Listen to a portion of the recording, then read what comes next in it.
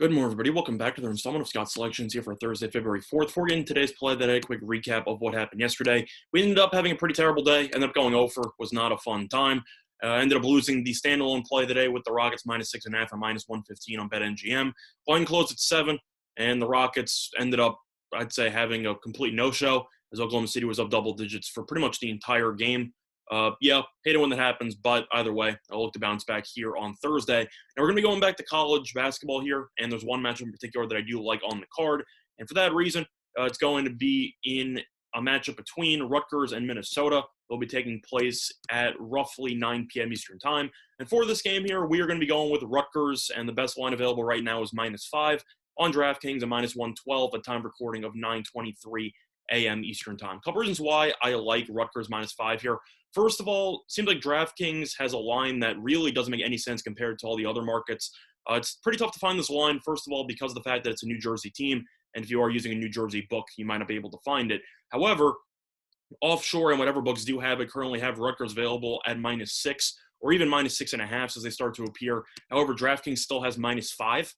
So you're getting a pretty solid deal there, saving roughly a 1.5 while only paying 2 cents of juice. I definitely think that is worth it based on value alone. But looking at both teams so far this season, Rutgers has definitely been a streaky team, but it has, I'd say, played well over the last couple of weeks. Rutgers is 10-6 overall, 6-6 in conference play, whereas Minnesota is 11-6, but is 4-6 in conference play because Minnesota had a very, very easy out-of-conference schedule that it basically torched from start to finish.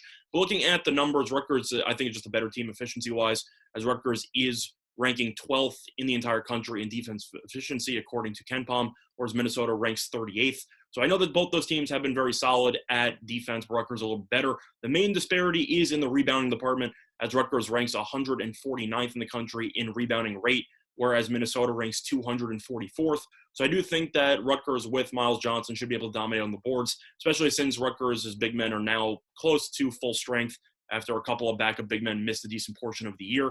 But looking at Minnesota, the main reason why I like Rutgers in this spot is because of the fact that Minnesota is a night and day in comparison to home and road splits. This team is practically useless on the highway, and Richard Pitino has pretty much gotten exposed in conference play repeatedly when he has been on the road. Looking at Minnesota's numbers away from home, they're 0-5 straight up and 0-5 against the spread, and some of these games have not even been close. If you actually look at Minnesota's road games this season in order, they lost to Illinois, the first road game of the season, by 27, played against Wisconsin, lost by 12, played against Michigan, lost by 25, played against Iowa, lost by 15, played against Purdue, lost by 19. So every single road game that Minnesota has played this season, they've lost by at least 12 points, and each of those games were in conference play. So you can't even make an argument that they played against Gonzaga or somebody. No, it was all against conference opponents, and Minnesota got absolutely smacked in every single one of those games. Plus, Minnesota, if you look at the recent performances, has been playing terribly. Classic Richard Pitino season, the team starts off very well out of conference, goes into conference play, and kind of falls apart. And this year has been no different, as Minnesota has lost 4 of its last 5 games in conference play, including 5 of its last 7. And all those losses that I just mentioned are by at least, the 5 out of 7 are by at least 12 points. The 4 out of 5 are by at least 14 points. So this team has been getting absolutely demolished if you look at how they've been playing lately. Meanwhile, Rutgers, on the other hand, has been a very streaky team, as I said before. This team started off really, really well, looked like a potential dark horse candidate to win the Big Ten. And then after that, everything kind of hit the fan. Rutgers ended up losing 6 of 7 in the middle of the season. However, since then, Rutgers actually responded very well. They tinkered with the starting lineup, and they kind of fixed some rotations, got some people back who were injured. And Rutgers has won each of its last 3 games. And if you want to look at those wins there, I know Northwestern's not a good team, but anytime you travel on the road in Big Ten play and you win by 8, still impressive to me.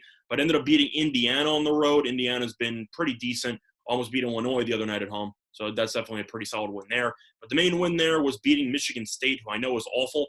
But anytime you beat Michigan State by 30, I think that's impressive in its own right. Only gave up 37 points. So the main issue that I have here is the fact that Rutgers is pretty solid at home, a 7-3 overall. Minnesota is useless on the road. And I simply think that Rutgers, now that this team is close to full strength, should offer way too many bodies for Minnesota to deal with. If you look at Minnesota, this team really has, in my opinion, I'd say 1.5 good or great players.